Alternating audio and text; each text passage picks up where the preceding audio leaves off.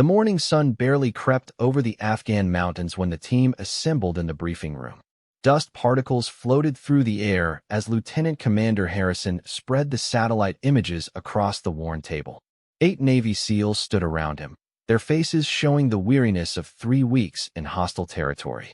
Among them was Corporal Maya Reeves, the only woman in the unit and their newest addition. Maya had joined the team 6 months earlier after completing the grueling selection process. She stood 5'6", with dark hair pulled back in a tight bun and eyes that missed nothing. The men had been skeptical at first, but she had proven herself during training exercises with skills that even the veterans respected. Still, this would be her first real combat mission with the unit. Harrison's finger traced a line on the map. The target was a compound in the Kunar province where intelligence suggested a high-value target was hiding. The Taliban commander they sought had been responsible for attacks that killed dozens of coalition forces. Getting him would save countless lives. The mission seemed straightforward on paper, but everyone in that room knew better than to trust appearances. The plan called for a night insertion by helicopter, followed by a 2-mile hike through treacherous mountain terrain. They would approach the compound from the north, using the natural cover of rocks and sparse vegetation. The objective was simple: capture or eliminate the target and extract before dawn. Standard operating procedure for a team that had done this dozens of times before. What the intelligence briefing failed to mention was the presence of enemy snipers in the area. Recent drone footage had shown movement in the surrounding hills, but analysts dismissed it as local shepherds. That oversight would nearly cost them everything. Maya spent the afternoon checking her gear with the methodical precision that had become her trademark. Her rifle was an M4 carbine customized to her specifications. She cleaned it for the 3rd time, inspecting every component. Her teammates noticed her attention to detail. Sergeant Jake Morrison, a veteran of 12 years, watched her work from across the staging area. "You ready for this, Reeves?" he asked, his tone neither friendly nor hostile. "Born ready," she replied without looking up from her weapon. Morrison nodded. He had seen plenty of soldiers talk big before their first real firefight. Most of them froze when bullets started flying. He hoped Maya would be different, but hope didn't keep you alive in combat. Training and instinct did. As darkness fell, the team boarded the helicopter. The rhythmic thump of rotor blades filled the air as they lifted off from the forward operating base. Inside the aircraft, the SEALs sat in silence, each man lost in his own thoughts. Maya stared out the open door at the landscape below, watching villages pass by as tiny clusters of light in an ocean of darkness. The insertion point was a flat area 3 kilometers from the compound. The helicopter descended quickly, and the team jumped out into knee-high grass. Within seconds, the aircraft disappeared into the night sky, leaving them alone in enemy territory. The sudden silence was deafening after the constant noise of the helicopter. Harrison used hand signals to organize the team into formation. Maya took her assigned position in the middle of the column, her weapon ready and her senses heightened. They moved through the darkness like ghosts, using night vision goggles to navigate the rocky terrain. Every step was calculated, every sound monitored. The 2-mile hike took them 90 minutes. They moved slowly, stopping frequently to scan for threats. The mountains of Afghanistan were beautiful during the day, but became a maze of shadows and potential danger at night. Maya's training kicked in automatically. She watched her sector, checking corners and scanning elevated positions just as she had been taught. About halfway to the compound, Morrison raised his fist, the signal to halt. The team froze instantly, dropping into crouches behind whatever cover was available. Maya pressed herself against a large boulder, her heart pounding but her breathing controlled. She had learned early in training that panic killed more soldiers than bullets. Morrison pointed toward a ridgeline about 400 meters to their east. Through her night vision, Maya saw movement. Someone was up there, and they were watching the valley below. The figure carried what looked like a long rifle. A sniper. Harrison made a quick decision. They would continue toward the objective, but adjust their route to stay out of the sniper's line of sight. The team shifted direction, moving along a dry riverbed that provided natural concealment. It added 15 minutes to their approach time, but speed meant nothing if they walked into an ambush. They reached the final observation point without further incident. From behind a cluster of rocks, they had a clear view of the compound. It was larger than the intelligence photos suggested, with multiple buildings surrounded by a high wall. Guards patrolled the perimeter, their cigarettes glowing in the darkness like fireflies. Harrison gathered the team leaders for a quick conference. The plan needed adjustment. With more guards than expected and the presence of at least one sniper in the area, a frontal assault was out of the question. They would need to find another way in. Maya listened as the senior operators debated options. She studied the compound through her scope, noting details the others might miss. The guards followed a predictable pattern, changing positions every 12 minutes. There was a blind spot on the southern wall where shadows from a large tree created a dark corridor. It was risky, but it might work. "Sir," she whispered to Harrison, "there's an approach vector on the south side." Harrison looked at her skeptically, but followed her pointing finger. He studied the area for several minutes, then nodded slowly. "Good catch, Reeves. Morrison, take her, and Jenkins. Use that tree line to get close. The rest of us will provide overwatch, and be ready to move if you get compromised." Morrison's jaw tightened. He didn't like working with untested operators, but orders were orders. He signaled for Maya and Corporal Tom Jenkins to follow him. The three of them moved away from the main group, circling around to approach the compound from the south. The movement took 20 minutes of careful crawling through thorny bushes and loose gravel. Every sound seemed amplified in the quiet night. Maya's knees scraped against rocks, but she ignored the pain. Her focus remained on the task ahead. They reached the base of the wall without detection. Morrison examined the structure, looking for a way over. It was made of dried mud bricks, about 12 feet high. Jenkins pulled out a collapsible ladder from his pack and carefully extended it against the wall. Morrison went up first, his movements silent and controlled. He peered over the top, then motioned for the others to follow. Maya was next. She scaled the ladder quickly, her training making the climb feel natural. At the top, she swung herself over and dropped into a crouch on the other side. The compound's interior was a maze of buildings and narrow alleyways. They moved through the shadows, weapons ready. Morrison led them toward the main structure where intelligence suggested the target would be sleeping. The plan was to breach quickly, secure the target, and signal the rest of the team. They were 50 feet from the main door when Maya saw it. A red dot appeared on Morrison's back, barely visible, but unmistakably the laser sight from a sniper rifle. She reacted without thinking, shoving Morrison hard to the left just as a bullet cracked through the air where he had been standing. The shot shattered the silence. Shouts erupted from inside the compound. Guards rushed from buildings, weapons firing wildly into the darkness. The mission had just gone from covert to combat in a heartbeat. "Sniper!" Maya yelled, pulling Morrison behind a stone well in the center of the courtyard. Jenkins dove for cover behind a stack of firewood. Bullets pinged off stone and wood as the compound exploded into chaos. Through the confusion, Maya's mind worked quickly. The sniper's shot had come from elevated ground outside the compound. She scanned the surrounding ridgelines, using the muzzle flash from the first shot as a reference point. There, about 600 meters out, she saw movement on a rocky outcrop. "I've got the shooter's position," she called to Morrison over the noise. "Can you take the shot?" Morrison asked, returning fire at guards who were advancing on their position. Maya steadied her breathing. 600 meters was a long shot under any circumstances, but at night with chaos all around it was nearly impossible. The sniper fired again, the bullet striking the well inches from her head. Chips of stone sprayed across her face. She wiped blood from her cheek and lined up her scope. The sniper was partially hidden behind rocks, only his upper body visible. Maya adjusted for distance and wind, her training taking over. She exhaled slowly and squeezed the trigger. The rifle kicked against her shoulder. Through the scope, she saw the distant figure jerk backward and disappear. The sniper threat was eliminated, but the firefight was far from over. More guards poured into the courtyard. Harrison and the rest of the team breached the compound's main gate, joining the fight. Gunfire echoed off the walls as the SEALs fought to gain control.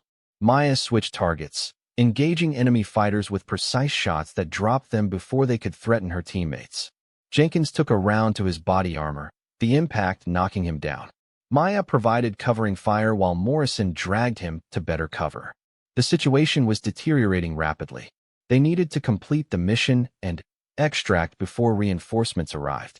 Harrison led a team into the main building while Maya and Morrison held the courtyard. The sounds of fighting inside lasted less than a minute. Then, Harrison's voice crackled over the radio. Target secured. We need evac now. Maya continued engaging enemy fighters, her ammunition running low.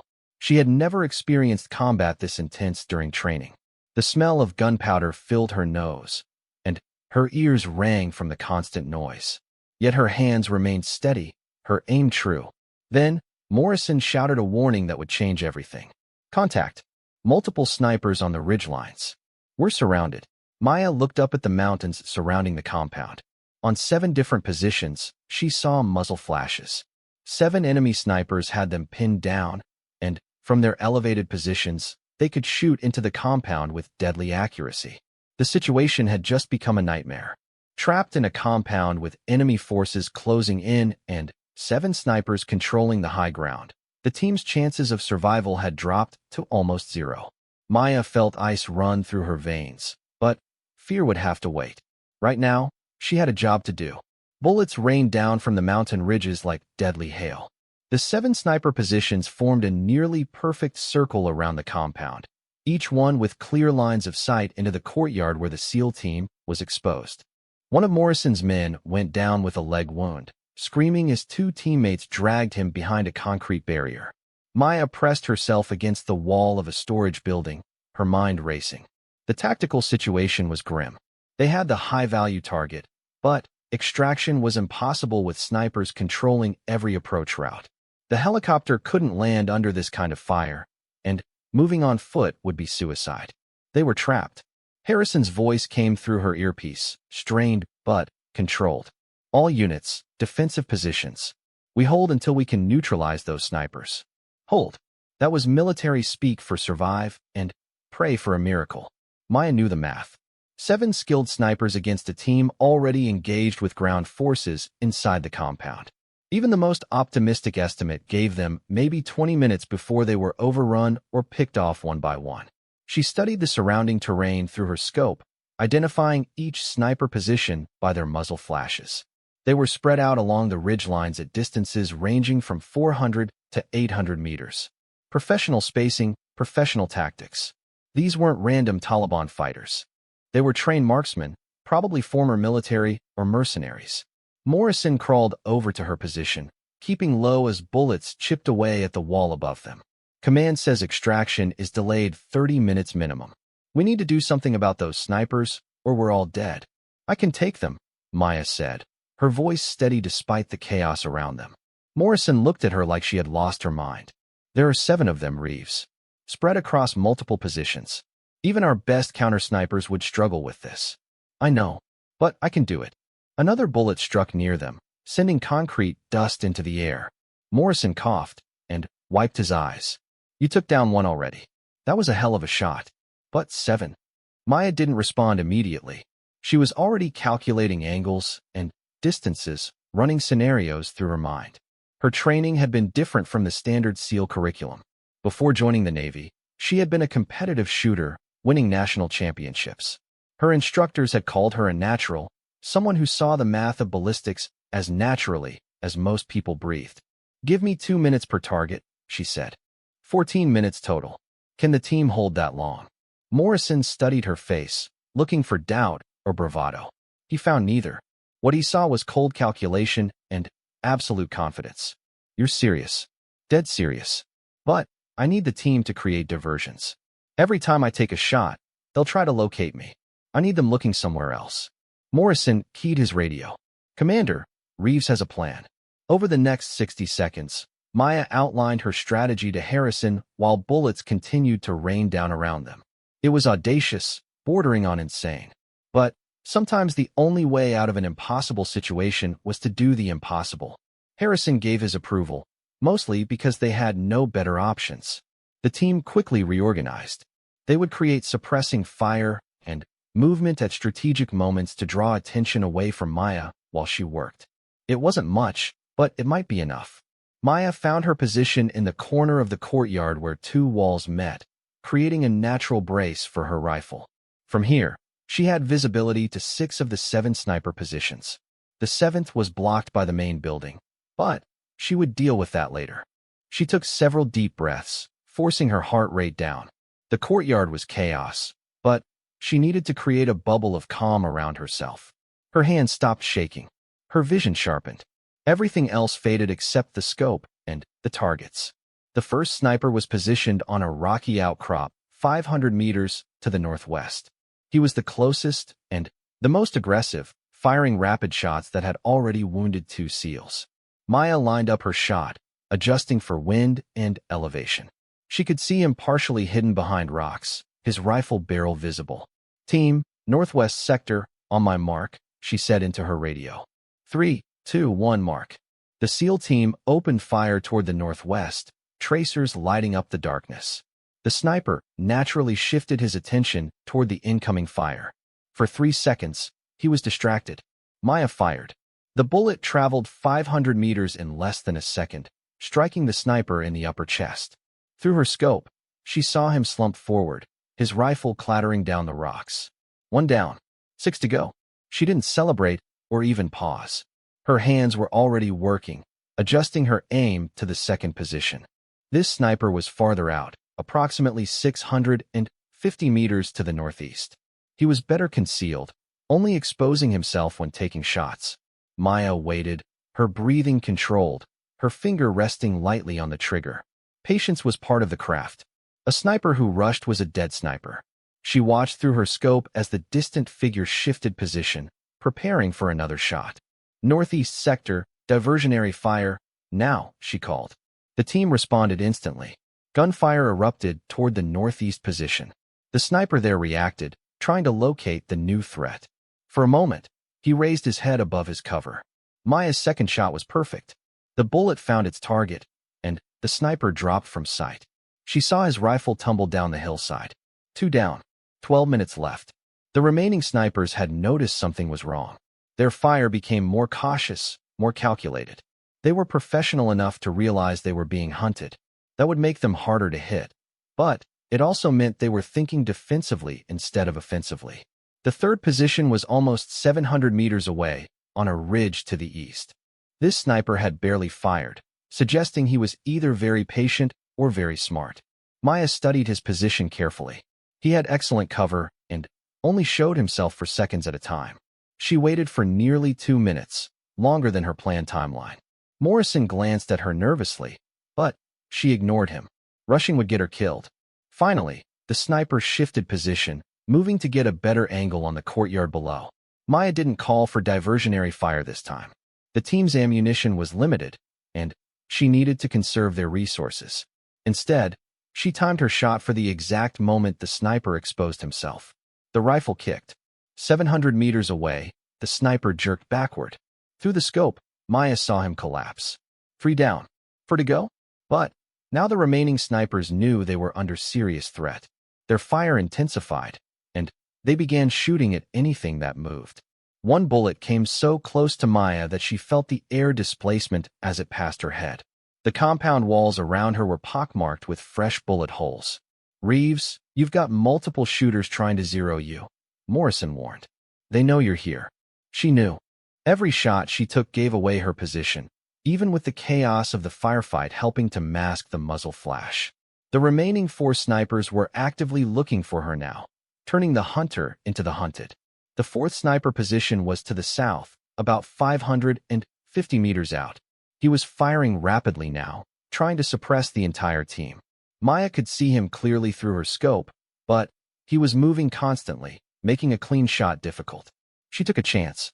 Instead of waiting for him to stop, she fired at him mid-movement.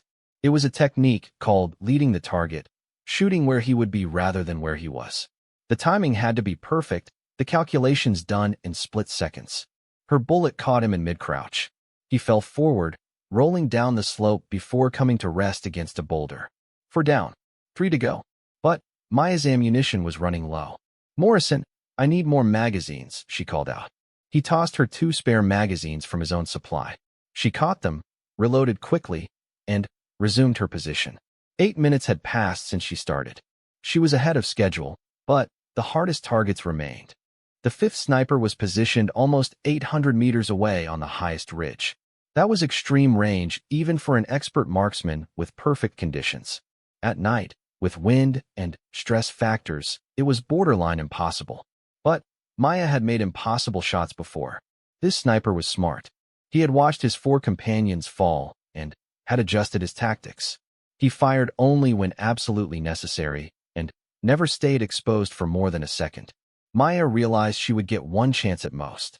She called for the most aggressive diversion yet. All teams, light up the western ridge. Everything you've got. The SEALs unleashed a barrage toward the west, tracers arcing through the night sky. It was a waste of ammunition, but it was also spectacular and loud.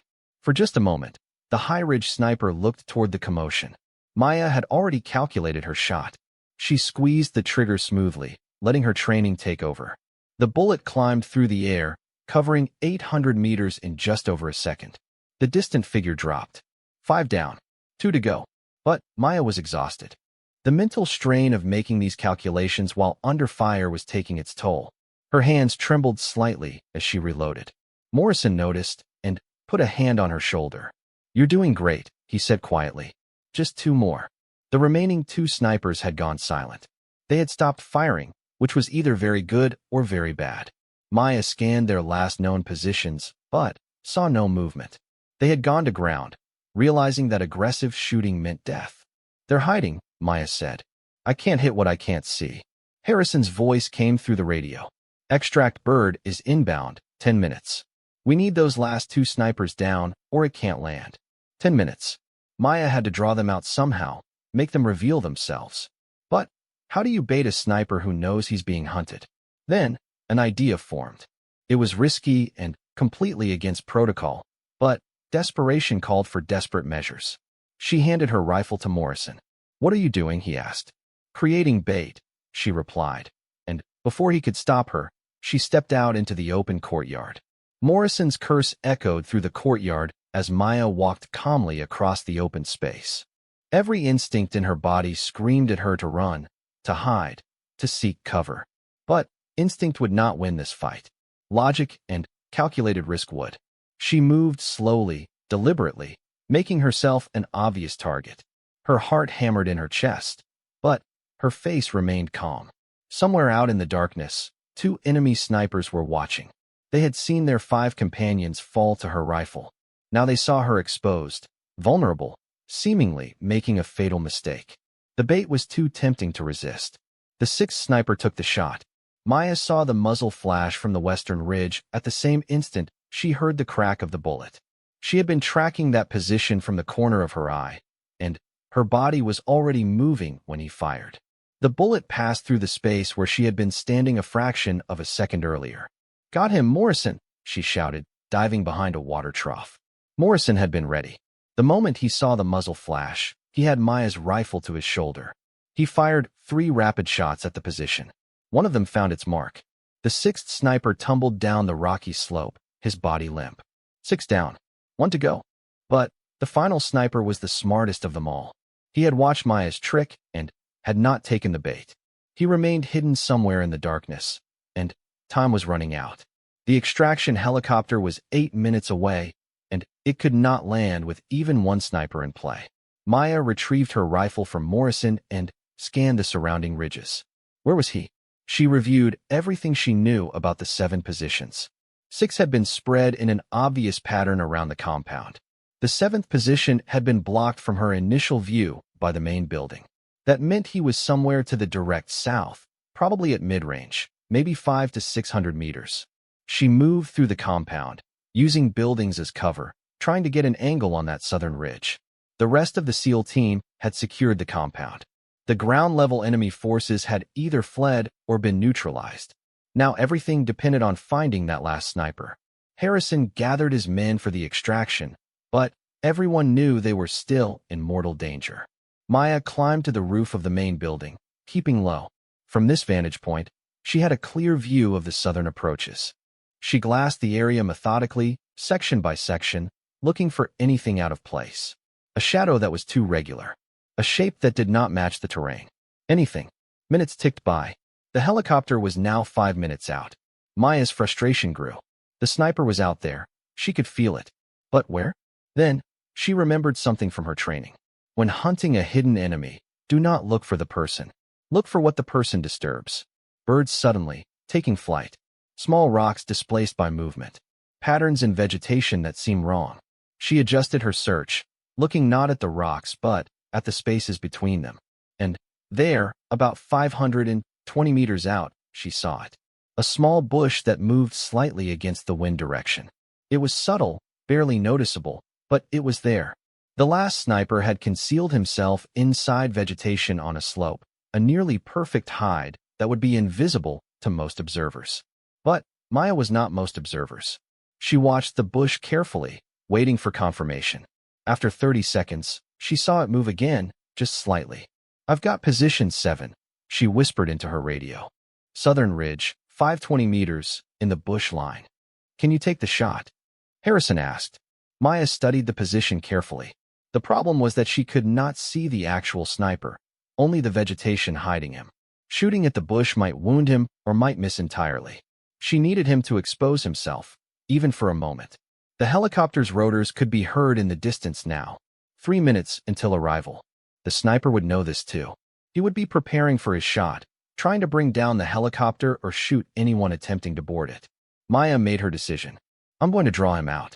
When I do, I need everyone ready to light up that position if I miss." Before anyone could argue, she stood up fully on the roof, completely exposed against the sky. She was making herself the easiest target possible, betting everything on her ability to react faster than the enemy sniper could shoot. For 3 seconds, nothing happened. The night was eerily quiet except for the growing sound of helicopter rotors. Maya stood perfectly still, her rifle at her shoulder, scope trained on that suspicious bush. Then, the bush moved more dramatically. The sniper was adjusting his position, lining up his shot on the exposed figure on the rooftop. For just a moment, she saw the gleam of his rifle barrel as it emerged from the vegetation. Maya fired. But, even as she squeezed the trigger, she saw the flash from the sniper's rifle. Both bullets left their barrels at almost the same instant, traveling toward their targets at over 2,000 feet per second.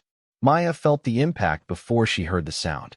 The bullet struck her chest with tremendous force, exactly over her heart. The impact knocked her backward, and she fell from the roof, landing hard in the courtyard below. The world spun, and pain exploded through her torso. Morrison was at her side instantly, checking for wounds. His hands found the massive dent in her body armor where the bullet had struck. The ceramic plate had stopped the round from penetrating, but the blunt force trauma was severe. Maya gasped for air, her chest feeling like it had been hit with a sledgehammer. "Did I get him?" she managed to wheeze out. Morrison looked toward the southern ridge. Other team members had their scopes trained on the bush location. After a moment, one of them called out, "Target down. No movement. I see blood trail." Maya's shot had found its mark. The final sniper was eliminated. "All 7. Morrison said with something like awe in his voice. "You got all 7. The extraction helicopter flared over the compound, its rotors kicking up dust and debris. The side gunners swept the area with their weapons, ready for any remaining threats, but the ridgelines were silent. The sniper threat had been completely neutralized. Harrison helped Maya to her feet. She winced with every breath, ribs probably cracked from the impact, but she was alive. The team moved quickly to the landing zone, carrying their wounded and the high-value target. As Maya stumbled toward the helicopter, supported by Morrison on one side and Jenkins on the other, she looked back at the compound. 7 positions in the surrounding mountains were now empty. 7 enemy snipers who would never threaten another American soldier. They loaded into the helicopter quickly, the crew chief counting heads to ensure everyone was aboard. The moment the last SEAL was in, the pilot pulled up hard, gaining altitude rapidly to get out of range of any potential ground fire. Maya collapsed into one of the seats, still struggling to breathe normally. The adrenaline that had sustained her through the firefight was fading, replaced by exhaustion and pain. A medic examined her, checking her pupils and taking her pulse. "You're going to have some spectacular bruising," the medic said, "but nothing's broken internally." You got lucky. Lucky. Maya almost laughed, but it hurt too much. She had stood on a rooftop and traded shots with an enemy sniper at 500 meters. She had been hit center mass, and only her body armor had saved her life. If the plate had been positioned even slightly differently, she would be dead. But she was not dead. Neither were her teammates. The mission was successful. That was what mattered. Harrison sat down next to her, removing his helmet. His face was covered in dust and sweat, his eyes showing the strain of the night's events. That was either the bravest thing I've ever seen or the most reckless. I haven't decided which yet. Both, sir, Maya said with a weak smile. Definitely both. 7 snipers. In 14 minutes. While under fire. Harrison shook his head. I've been doing this for 15 years, and I've never seen anything like that. Morrison leaned forward from across the helicopter. The brass are going to want to know how you did it. That's not normal human performance, Reeves. Maya closed her eyes, the helicopter's vibration making her chest ache even more. I don't know if I could do it again. Everything just lined up. The training, the circumstances, maybe some luck.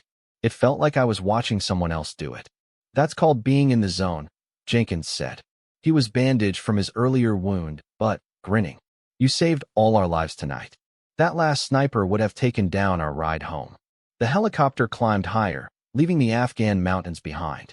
Through the open door, Maya could see the first light of dawn breaking over the horizon. The mission had taken all night, though it felt like only minutes had passed. She thought about the 7 snipers, wondering who they had been. Soldiers doing their job, just like her. The difference was that tonight, she had been better, or luckier, or both, or did not care about the difference. The flight back to base took 40 minutes. Maya drifted in and out of consciousness, the pain medication the medic had given her making her drowsy. She dreamed of the rooftop, of standing exposed while a bullet raced toward her heart. In the dream, the bullet did not stop. She woke with a start as the helicopter touched down. The team disembarked quickly, moving the high-value target to a secure facility for interrogation. Maya was taken to the base medical center, where a doctor examined her thoroughly. Broken rib, severe contusion, possible internal bruising, the doctor announced. You need rest and observation. No missions for at least 2 weeks. Maya nodded, too tired to argue. 2 weeks of rest sounded like paradise after the night she had just experienced. She was given a bed in the medical ward and told to sleep. But sleep was difficult. Every time she closed her eyes, she saw muzzle flashes in the darkness. She felt the impact of the bullet against her chest. She heard Morrison's voice saying 7 snipers, with disbelief. The story of the mission spread through the base quickly. By the next morning, everyone knew about the female SEAL who had eliminated 7 enemy snipers in one night. Some of the details got exaggerated in the retelling, as war stories always do. But the core facts remained true. Maya spent 3 days in the medical facility before being cleared to return to her quarters. She walked through the base gingerly, her chest wrapped in bandages under her uniform. Everywhere she went, soldiers stopped to look at her. Some nodded respectfully. Others whispered to their companions. The attention made her uncomfortable. She had done her job, nothing more. The fact that it seemed extraordinary to everyone else was not something she had considered during the mission. In the moment, it had simply been necessary. On the 4th day, she was summoned to a meeting with the base commander, Colonel Richards. She reported to his office, standing at attention despite the pain in her ribs. Richards was a career officer with a chest full of medals and a reputation for being tough but fair. He gestured for Maya to sit, which she did carefully. I've read the mission reports, he said, tapping a thick folder on his desk. I've also spoken with Lieutenant Commander Harrison and Sergeant Morrison. They both say the same thing. Without your actions, that entire team would likely have been killed or captured. I was doing my job, sir, Maya responded. Your job is to be part of a SEAL team. What you did went beyond that. 7 confirmed kills, all precision long-range shots, under combat conditions, at night. The last shot was taken while you were actively being targeted. Do you understand how exceptional that is? Maya was not sure how to respond. I had good training, sir. Richard smiled slightly. Yes, you did. And now we're going to put that training to even better use. Colonel Richards pulled another folder from his drawer and slid it across the desk to Maya. The folder was marked with red stripes, indicating classified contents. She opened it carefully and began reading. The documents inside detailed a new program being developed by Naval Special Warfare Command. They were forming specialized counter-sniper teams to operate in high-threat environments. The goal was to train small units capable of neutralizing enemy sharpshooters who had been causing significant casualties among coalition forces. They want you to help develop the training curriculum, Richards explained. Your performance in the field demonstrated techniques and decision-making that current training doesn't adequately address. You would spend 6 months at the Naval Special Warfare Center, working with other instructors to create a program that produces operators like yourself. Maya looked up from the documents, surprised. Sir, I'm a door kicker, not an instructor. I belong in the field with my team. Your team rotates home in 3 weeks, Richards countered. You'd be off the line anyway for the standard rest period. This assignment would start immediately after. By the time you finished developing the program, you could return to active operations with a fresh deployment cycle. It made sense from a military perspective. Maya had demonstrated a skill set that could save lives if replicated across other units.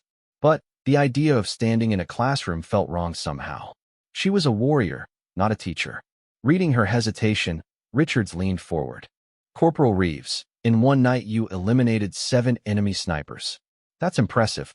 But if you train 50 operators who each eliminate 1 sniper over their careers, you've saved exponentially more lives. That's the real force multiplication. Maya had not thought about it that way. She closed the folder and met the colonel's eyes. When would I start? 2 weeks. That gives you time to finish recovering and complete the debriefs from this mission. Command is very interested in your after-action report, particularly your decision-making process under pressure. Maya agreed to the assignment, though part of her felt like she was leaving her team behind. Morrison understood when she told him later that day. They sat in the dining facility, drinking terrible coffee and watching the sunset through the windows. You'll hate teaching at first, Morrison said. I did instructor duty back in 2018. Drove me crazy having to explain things I just knew how to do. But you'll figure it out. And maybe some kid you train will save my life on a future mission. That's what the colonel said. Force multiplication. It's true. Look, Reeves, what you did out there was special. I've worked with some of the best snipers in the teams, and none of them could have made those shots. You've got a gift. Not sharing it would be selfish. Maya smiled at that. Morrison was not usually given to philosophical discussions. The mission had changed something in all of them. They had faced death together and survived. That created bonds that went deeper than normal team relationships. The next 2 weeks passed in a blur of medical checkups, debriefings, and paperwork. Maya gave detailed accounts of every shot she had taken, every decision she had made. Intelligence analysts wanted to know about the enemy sniper positions, their equipment, their tactics. Training specialists wanted to understand her thought process. The most intense debriefing came from a civilian consultant who specialized in performance psychology. Dr. Sarah Chun was a former Olympic athlete who now worked with special operations units on mental preparation and stress management.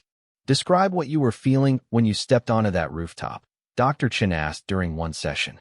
Maya thought carefully before answering. Calm. Focused. I knew what I had to do, and I knew I could do it. There wasn't room for doubt or fear in that moment. But you must have felt fear. You were making yourself a target. Of course I was afraid. But fear is just information. It tells you there's danger, but it doesn't have to control your actions. I acknowledged the fear and then set it aside to focus on the task. Dr. Chin made notes. That level of emotional control under extreme stress is rare. Most people experience a degradation of cognitive function when threatened. You seem to experience the opposite. Your performance improved.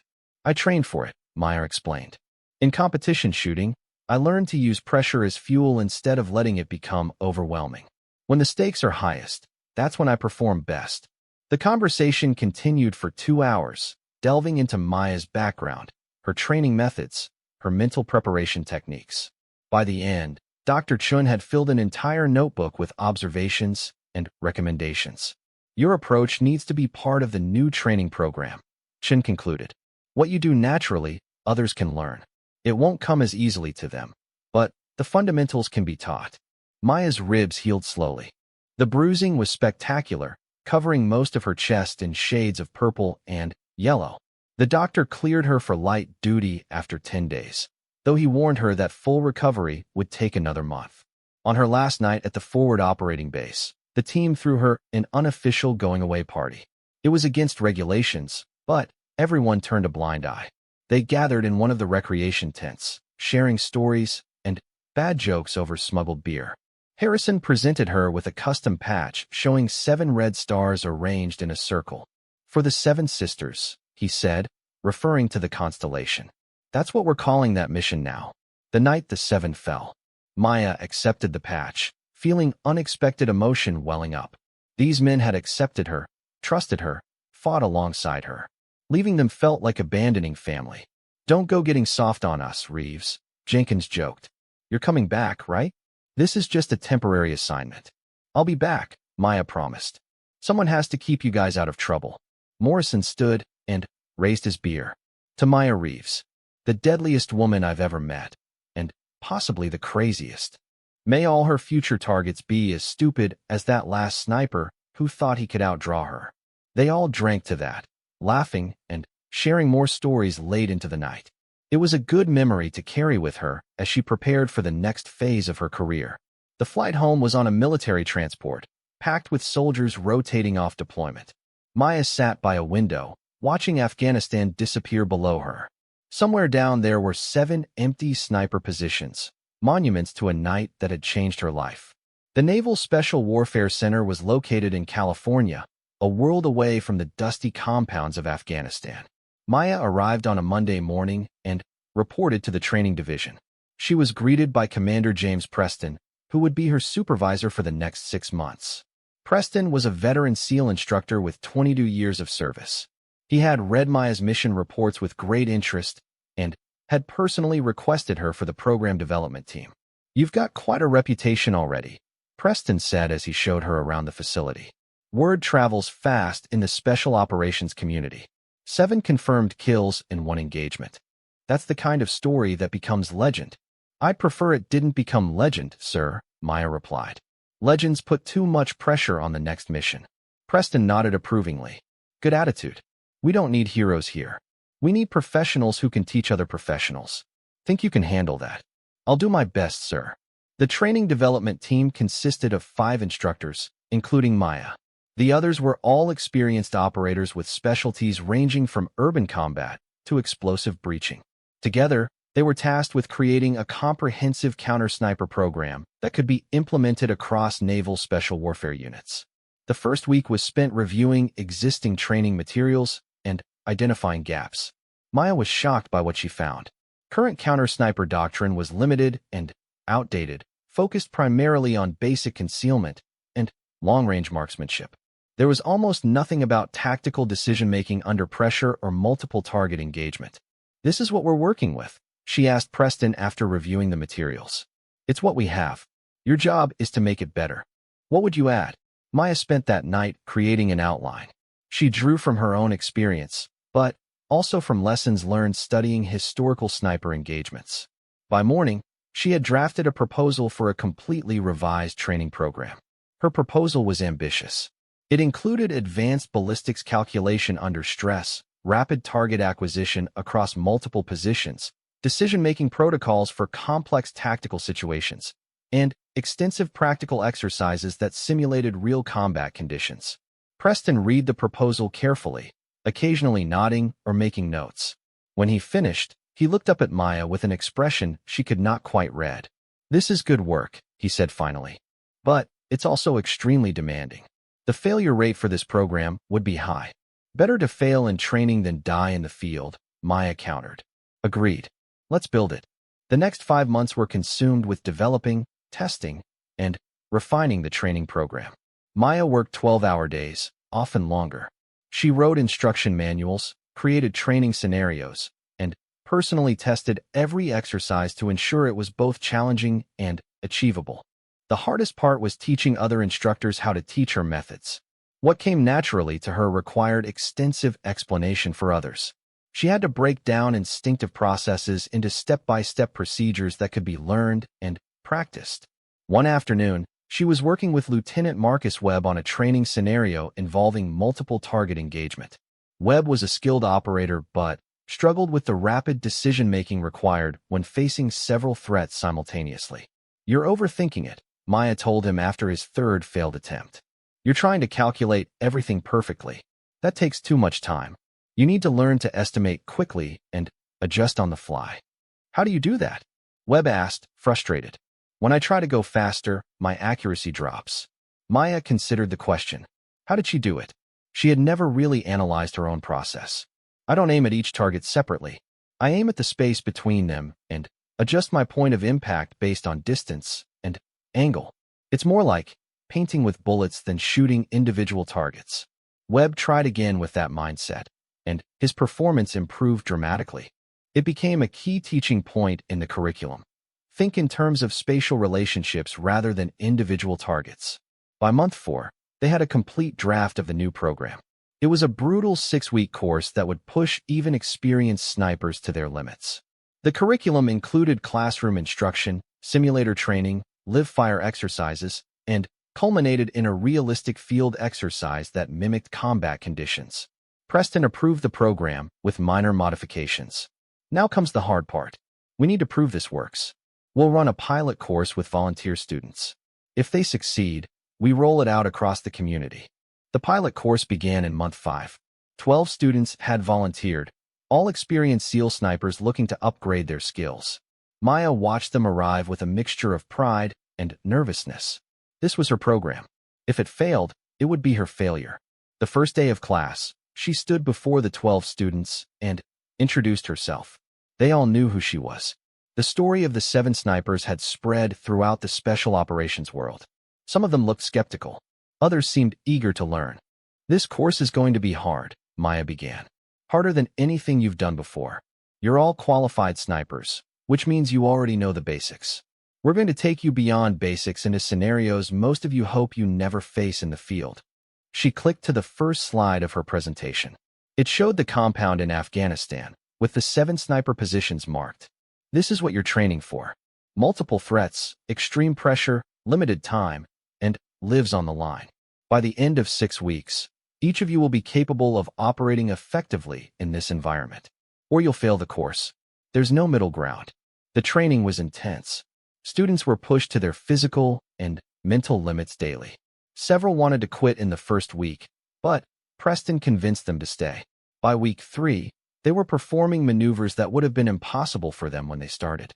Maya taught most of the advanced modules personally. She shared everything she had learned, holding nothing back.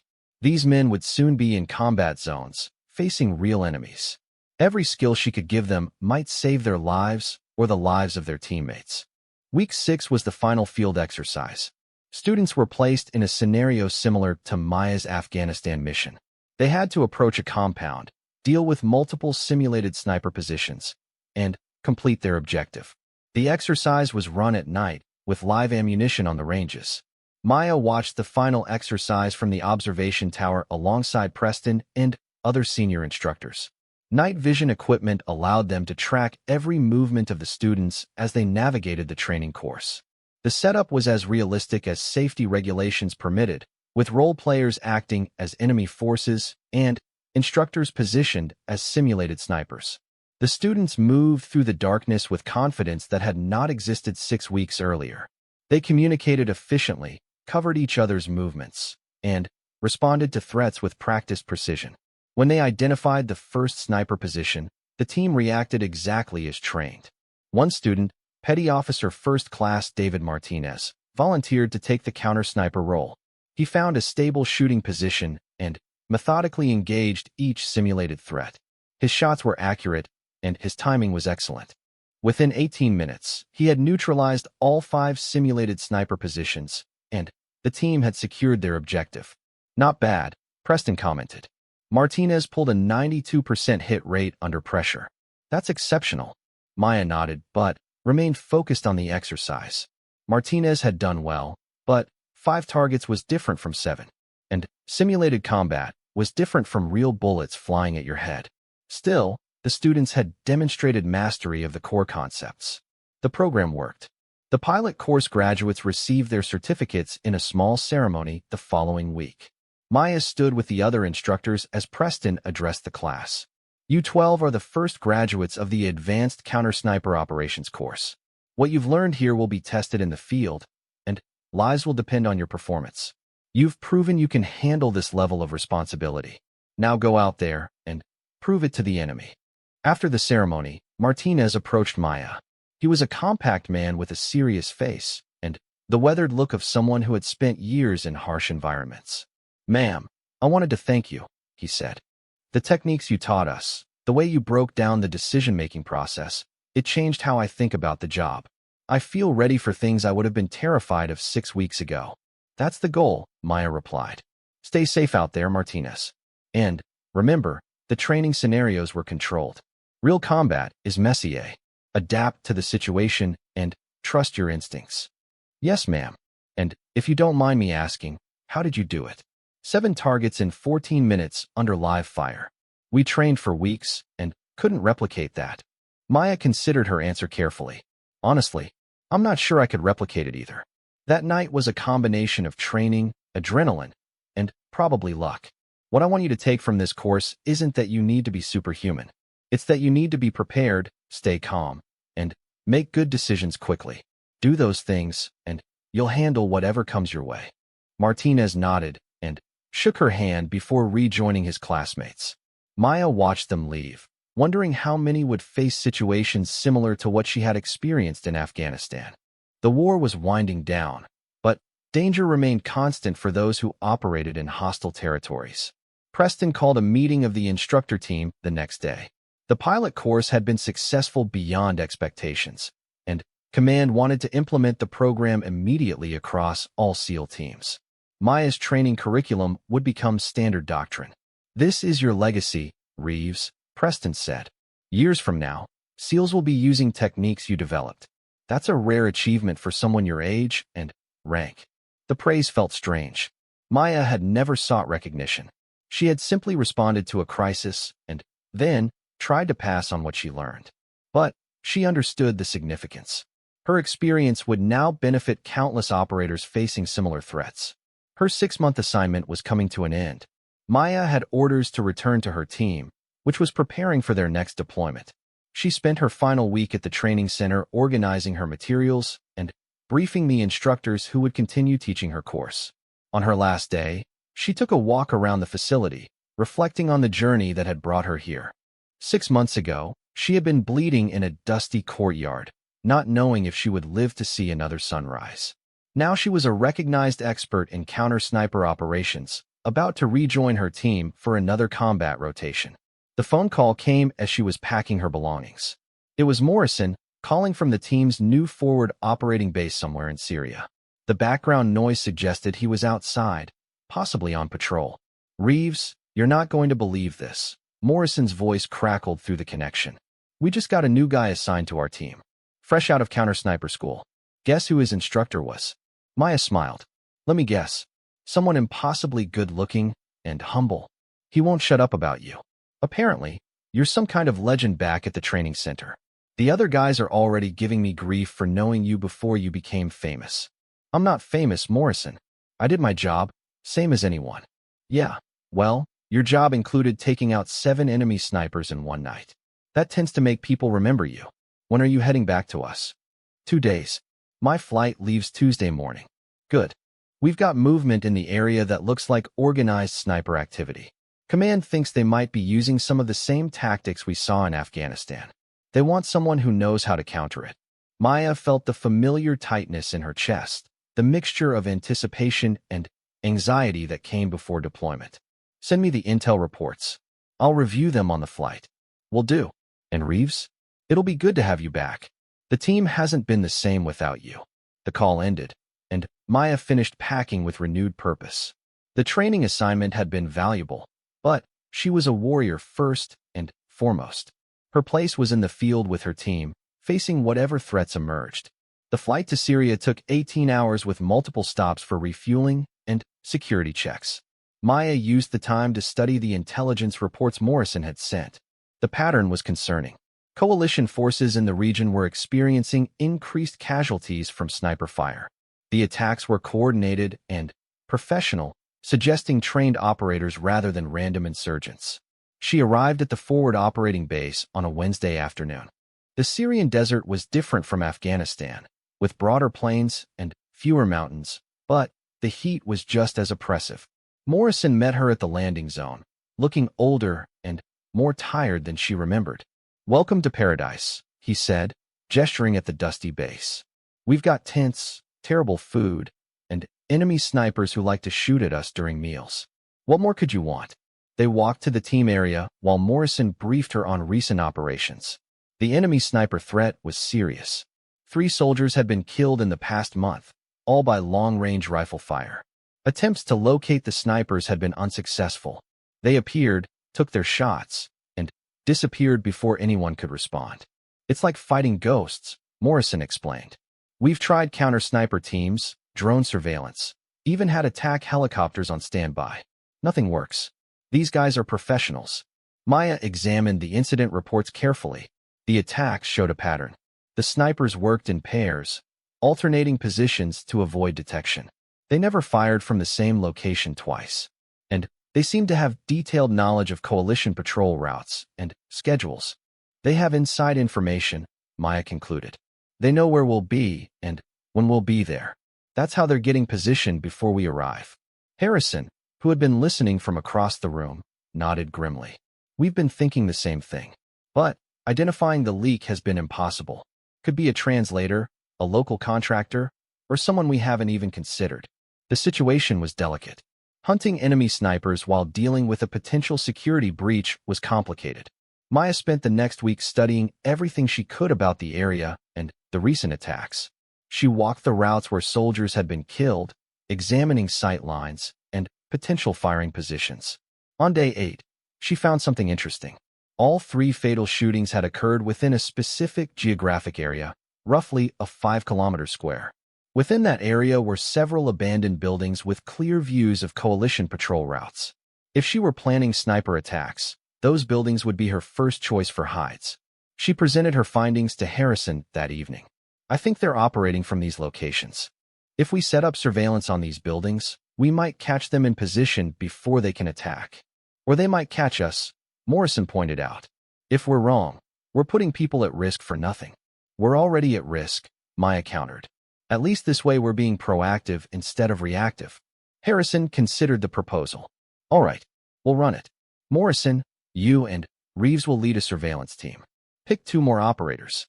You'll set up in one of these buildings tonight and observe. If you see anything suspicious, you report it. No engagement unless absolutely necessary." "Understood." They understood. That night, Maya and Morrison led their small team to an abandoned factory on the edge of the suspect zone. The building was partially collapsed, but the upper floors provided excellent views of the surrounding area. They established an observation post and settled in to wait. Surveillance operations were tedious work, requiring patience and concentration over long periods. Maya and Morrison took turns watching through high-powered optics while the other 2 team members rested. Hour after hour passed with nothing unusual to report. Dawn was approaching when Maya saw movement. Through her scope, she observed 2 figures entering a building about 800 meters away. They moved with the careful deliberation of trained operators, carrying what appeared to be long rifles. "Contact," she whispered into her radio. 2 possible enemy snipers entering the target building. Morrison joined her at the observation point, confirming the sighting. The 2 figures had disappeared inside the building, but their presence was significant. That building overlooked a main road used by coalition supply convoys. "There's a convoy scheduled to come through at 0700, Morrison said, checking his watch. "That's 45 minutes from now. If those are enemy snipers, they're setting up to attack." Harrison's voice came through the radio. "Can you confirm hostile intent?" Maya watched the building carefully. After several minutes, she saw movement in a 3rd-floor window. One of the figures was setting up a rifle, adjusting position to get a clear shot at the road below. Confirmed hostile intent. They're positioning for an attack on the convoy route. "Take them out," Harrison ordered. Authorization for lethal force granted. Maya calculated the shot. 800 meters, light wind from the east, early morning air temperature creating minimal distortion. The target was partially concealed behind a window frame, making the shot difficult but not impossible. She adjusted her rifle and controlled her breathing. This was what all the training had been for. Not the classroom instruction or the exercise scenarios, but this moment. Real enemies preparing to kill real soldiers. She could stop them. The first shot shattered the window and struck the sniper in the upper body. He fell backward out of sight. The second figure immediately moved toward the window, trying to see where the shot had come from. Maya fired again, and the second enemy sniper dropped. 2 targets neutralized, she reported. Building secure. A quick reaction force reached the building within 10 minutes. They found both enemy snipers dead, along with equipment that confirmed they had been planning an attack. Documents discovered at the scene led to arrests of several individuals who had been providing intelligence to enemy forces. The operation broke up a significant sniper network operating in the region. Over the following weeks, additional raids based on the captured intelligence disrupted enemy operations throughout the area. Coalition casualties from sniper fire dropped dramatically. Maya continued working with her team for another 5 months before the deployment ended. She participated in dozens of missions, training local forces, and hunting high-value targets. The work was dangerous and exhausting, but it was what she had trained for. When the team finally rotated home, Maya had been in combat zones for nearly a year total. She was promoted to sergeant and received a Bronze Star for her actions in both Afghanistan and Syria. The citation specifically mentioned her counter-sniper operations, though it did not include details that remained classified. Back in the United States, Maya took a month of leave before reporting for her next assignment. She spent the time visiting family and trying to readjust to civilian normalcy. It was harder than she expected. The constant alertness required in combat zones did not disappear just because she was safe. She found herself analyzing sight lines wherever she went, noting potential sniper positions and threat vectors. In restaurants, she sat with her back to walls facing the exits. At night, she woke from dreams where bullets were flying and teammates were shouting warnings. Her mother noticed the changes. They were having dinner when the older woman reached across the table and squeezed Maya's hand. "You're different," her mother said gently. "The way you look at things, the way you hold yourself. The military changed you." Maya did not deny it. How could she explain what she had experienced? The weight of taking human lives, even enemy lives. The responsibility of protecting her teammates. The split-second decisions that meant the difference between everyone going home or someone dying. "I'm okay, Mom," she said finally. "Just adjusting." Her mother studied her face for a long moment. "I'm proud of you. Whatever you've done over there, whatever you've been through, I'm proud. But don't forget to take care of yourself. Heroes are no good to anyone if they break under the pressure." It was good advice. Maya started seeing the Navy counselor who specialized in combat stress. The sessions helped her process what she had experienced and develop healthier coping mechanisms. Slowly, she began to feel more like herself.